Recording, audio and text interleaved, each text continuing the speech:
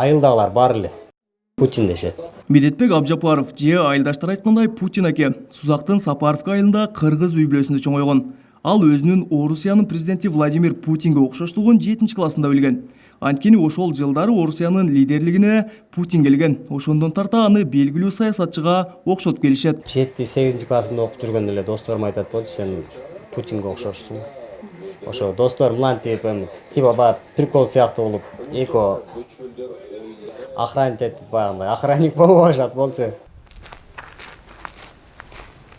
Медетбек менен Владимир Путинден сырткы келбети окшош болгону менен жаш образдар башка. Кыргызстандык Путин аке айылда трактор айдап, чөп таңгактайт. Кышкысын болсо такси кызматын көрсөтүп, үй бүлөсүн багат. Мурдагы жылы алгам. Ушу менен эмгектенип келебиз. Элдин кызматын кылабыз.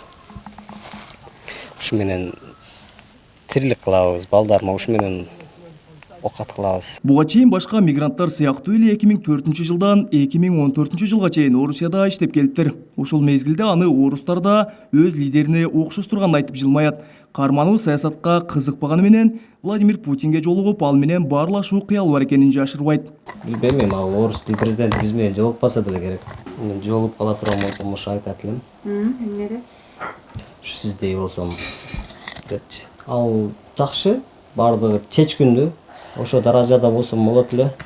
Путин дешет, эми сен Россияда жүрсөң, сен мындай чоң иштерди иштебей эле мындай чоң иштерди иштесең болот дешет да досторумчу. Ошо досторум эле эмес, орустардан бери айтышат.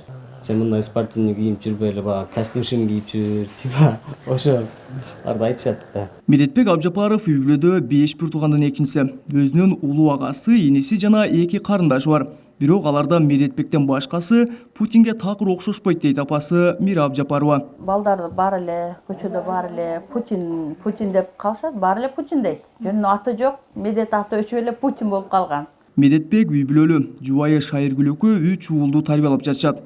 Кыргыз үй бүлөсүндө төрөлүп, Орусиянын лидерине түспөлдөш болгон кыргыз жигитинин айылдагы жашоосу өзүнө жагат. Калбек Көчкөнбай, Тынчбек Долдаев, Жалал Абад облусу.